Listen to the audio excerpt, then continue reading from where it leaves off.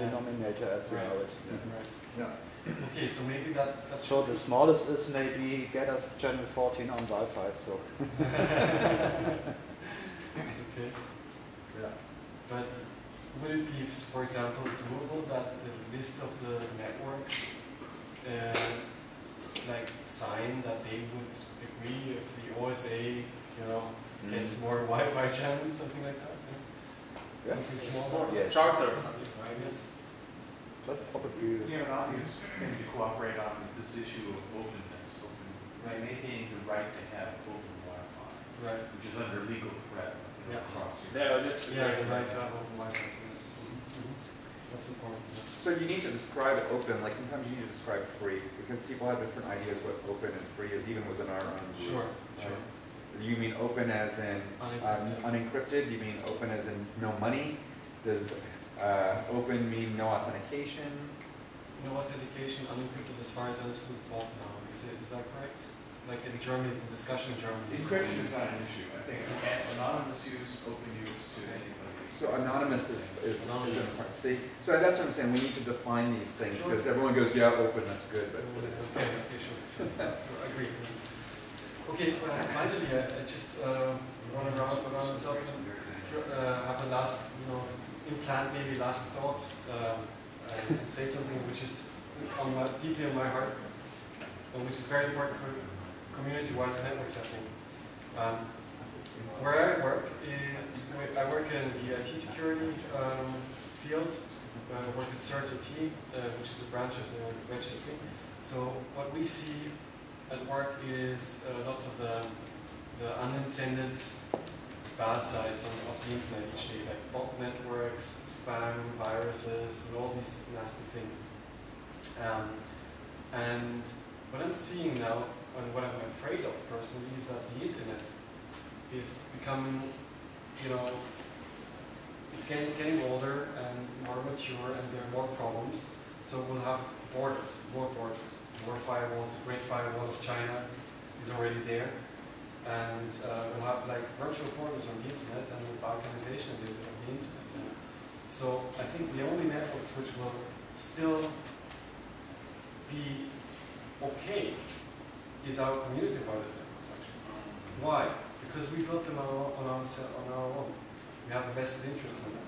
And I think this might be in the long run, if the networks are big enough like Ethernet, will be really an island in these separated internet. On the other side, when we get big enough, then things like happen like BlackBerry in India. India says there must be no network that cannot be tapped by the state. Everyone using communication network, it doesn't matter if it's satellite phone, smartphone, something IP-based, they want to tap it. If they can tap it, they will block it. So as long as our networks are under the radar, then they don't really care. But we might someone get to the point that they say, oh yes, you guys, you build large community networks and you interconnect with encrypted virtual private networks to form a huge second level internet somewhere. Okay, where can we tap the communication that's running through our company? But then on the other hand, when we are so big, we have a big vote base. Sorry, I think they are going against companies like Google, like the makers of BlackBerry, and these guys have lots of economic and political power. I don't think they care about it. They just say it's the law. We can make our own party. There is a huge problem regarding to that, paranoia, regarding to the net neutrality, huge interest, a lot of stupid things happening all over the world, like in China, in India, whatever. I'm guessing what useful will be to take something, because if we really teach the people how to use the network and privacy, if they take some encrypted communication with as much as stronger, it will take very long to make that useful, right? What's important is what Aaron was trying to say. Okay, let's create add-ons, but now people are discussing about what net neutrality is actually. They still don't know. But inside of our wishes, we know actually somehow. Let's describe that. And let's create those islands that still, we keep, I mean, we create the network and say, this network is going to work like that. It's going to be free, it's going to be neutral. Let's try to describe. If somebody wants to tell, okay, I don't care. I mean, our network is absolutely unencrypted. Why? Because just encrypting something, we don't like to put barriers on the network, accessibility barrier. I mean, it's like the street, it should be open. You can be dated, you can be dated by Google or whatever. I mean, but we don't, those are the main basics. And if they like to tell whatever it is, let's create those islands, and yeah, I think it's very important that identity. See, this is the attitude which is directly under a threat from governments like India's, which has ordered the police in Mumbai to drive around and issue citations to people that have not closed their Wi-Fi. Yeah. I think there is a nice analogy, which is maybe you know the starfish and the spider. And I think no matter what you want to do, if you have a spider, so single point of X or some single point of failure, you can cut off the head of a spider and it dies. If you have a starfish and you cut it in half, it survives.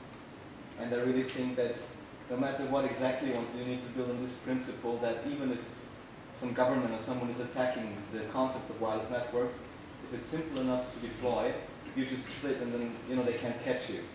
So I don't think you need to converge on a single point, but if you're really being attacked, you just split, and then at some point they cannot get after you anymore.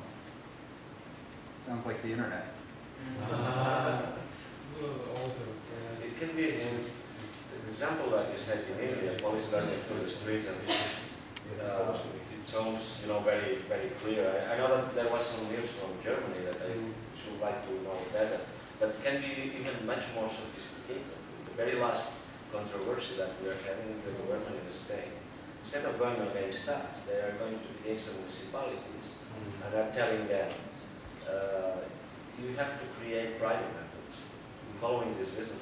In a kind of suggestion, that it doesn't look at the rest of the picture, so it will be much more sophisticated, but it's really a threat. Right? So we have to look at, and actually just throwing, I don't know actually how to fight, what's going to be the best strategy, but I mean that should be a major concern for all of us. So what if everybody puts the same password, the same encryption? Okay, one more. Last one. You see that it's not very logical like what they do anyway, so it's quite funny actually. Not really, but I think this is a political problem, and you cannot find a technical solution for a political problem. That's impossible. Just one meter last and then. But I think that it is very important that we stay different. That we are a combination of many different approaches, because then it is much harder to find a weak spot. If you have different business models, if you have different reasons, motivations, approaches, technologies you use, then it's hard to close everything at the same time. And this should be our value, big value, that we are so different. And we shouldn't try to be all the same. Because if we are all the same, then they will be able to close us. So we should see our differences as a good thing. So the capital system really likes one organization with which they can talk, and that this one organization has one view outside. We should say, no, we are different, everybody is here because of different reasons, and this is good for us and for our safety and for reason. Yeah. Okay, so I guess we'll have more of this ongoing, and I'll inform everybody about the node database common schema meeting, and thanks. If you want to say something. I made some notes. I don't know whether we will put it in public or. Maybe. Yeah, but I don't have to make a list.